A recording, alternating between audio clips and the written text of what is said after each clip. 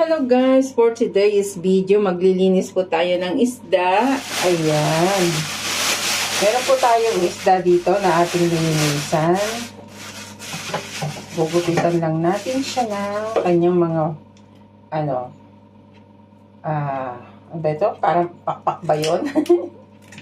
At saka buntot. Yan. Tatanggalin din natin siya ng laman loob. Ayan guys.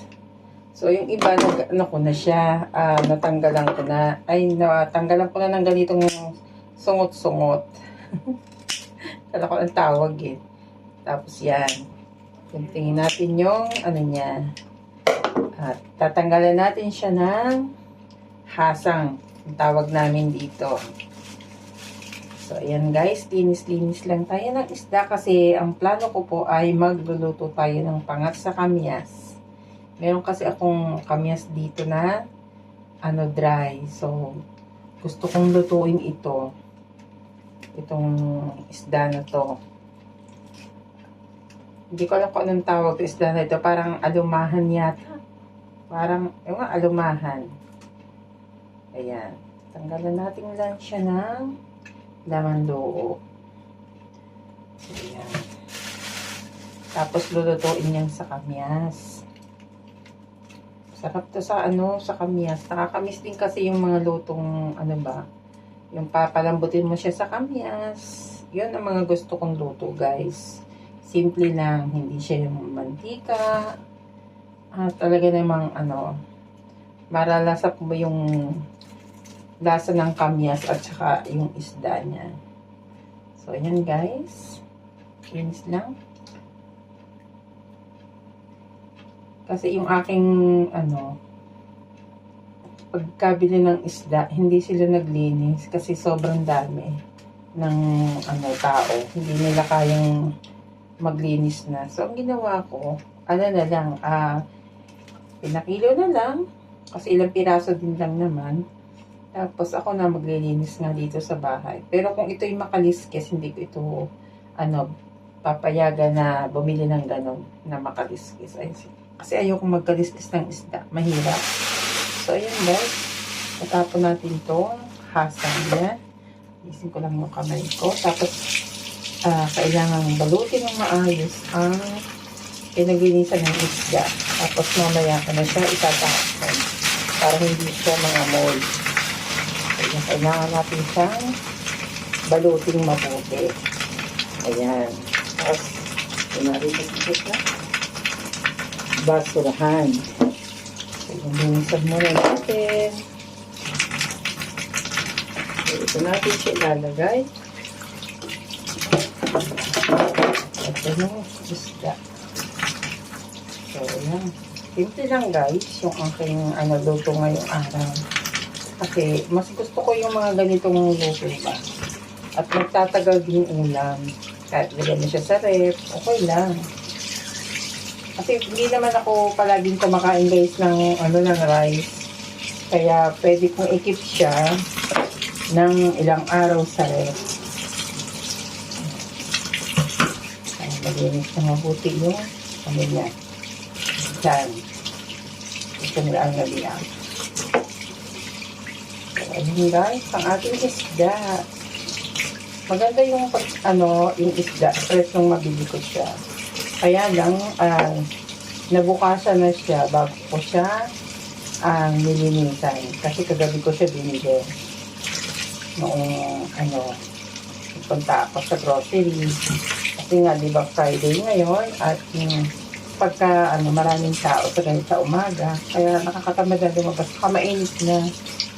At nag-start na ang summer dito sa Doha.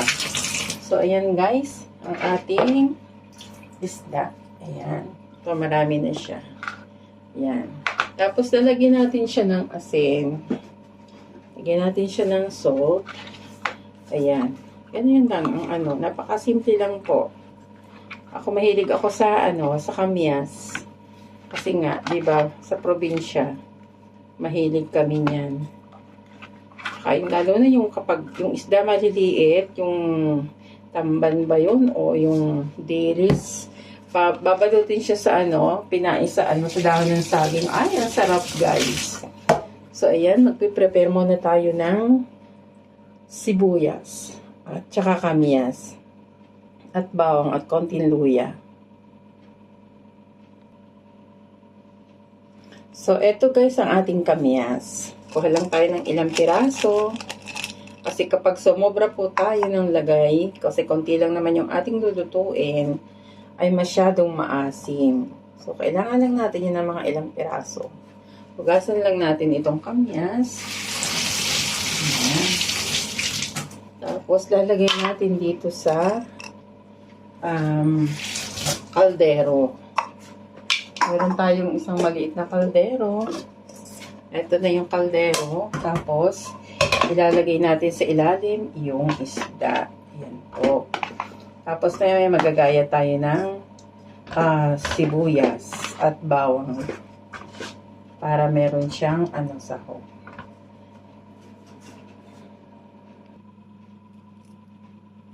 So ayan guys, meron tayong sibuyas at luya at bawang. So atin po itong pipit-pitin at para may panlagay po tayo sa ating pinangat sa kamyas. Ganito ako guys kapag namimiss ko yung mga lutong probinsya ba. Kasi mahilig ako talaga sa mga lutong lang. Hindi ako mahilig sa mga maaalat at maaanghang, mga mantika. Pero in fairness guys, malaki yung katawan ko. Mataba ako. Chubby talaga ako. Simula lang ng kwentuhan na lang tayo muna guys habang ako'y nagbabalat ng aking sibuyas at bawang. Ayan. Tumaba ang ating katawan nung panahon po ng pandemya. Ewan ko ba at hanggang ngayon ay hindi na po nasagulian yung aking katawan. Hindi na ako pumayat. Ewan ko ba o baka dahil na rin sa edad o dahil sa mga naiinom ko pong gamot. Kasi yung sabi nila, kasi may maintenance ako ng gamot sa sa high blood, tapos vitamins, yan. Alaga tayo sa ng doktor sa gamot. Although ang gamot naman po dito ay libre naman. Donation lang naman ang aming ibinabayad sa sa gamot lang. Kung sa Pilipinas po ay napakamahal ng mga gamot. Tapos dito naman, kung bibili ka sa pharmacy, ay mahal. Kaya mas maganda yung manggagaling talaga sa sa hospital or sa health center. Kasi libre po yun. At donation lang ang kanilang hinihingi. So, ayan. Gayat-gayat lang tayo ng luya. Lagyan natin ng konting luya para siya, pantanggal lansa. Hindi naman siya kailangan ng madaming luya. Kunti lang naman po ito. Ginagayat ko lang siya ng ganyan. Ang iba pino kong magayat, lalo na yung aking lola. Ang sarap niyang magluto ng pinangat guys. Totoo lang. Hindi namin naman ng mga apo niya yung luto niya kapag nagpapangat siya. Iba ang luto talaga ng mga sinaunang tao. Iba yung luto nila. Kahit ang lahok lang nila ay paminta lang at saka yung betchin. Ewan ko, iba yung lasa nila. Hindi kagaya ng mga timpla-timpla natin ngayon. Ang dami nating mga inilalagay na mga seasoning ba. Dito hindi. Ilang ang kanilang sangkap. So, yun guys. Ang ating pampangat. Sibuyas, bawang at luya. So, ayan guys. Lalagay natin siya dito sa kaldero. Ayan. Lalagay na po natin siya dito. Lagay natin siya.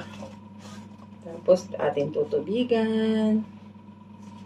So, ayan guys. Lalagyan natin siya ng tubig. Kuha lang tayo ng tubig. So, ayan guys. Lalagyan natin siya ng tubig ngayon. Tapos, isasalang na natin siya sa kalan. Lagyan ko siya ng isang cup na tubig. Ilang ba to? Liter. 1 liter po ang inilagay ko. Tapos, lagay natin siya sa kalan. So, ayan guys, nakasalang na yung ating pinangat sa kamyas. At lalagyan po natin siya ng konting betsin. Ayan, ito lang po ang ilalahok natin, betsin siya. Kailangan natin siya lagyan ng betsin. Ayan, kita nyo ba? Kailangan natin siya lagyan ng konti. Pampalasa lang. Tapos, konti ring paminta. Lalagyan natin siya ng konting black pepper. Ayan, konti lang. Kasi baka siya umanghang. Hindi na masarap yan. Huwag lang na hindi ko siya nilagyan ng konting paminta na black pepper. So, tapos hihintayin na lang po natin siya na kumulo ng kumulo hanggang siya ay lumambot. Ayan, guys.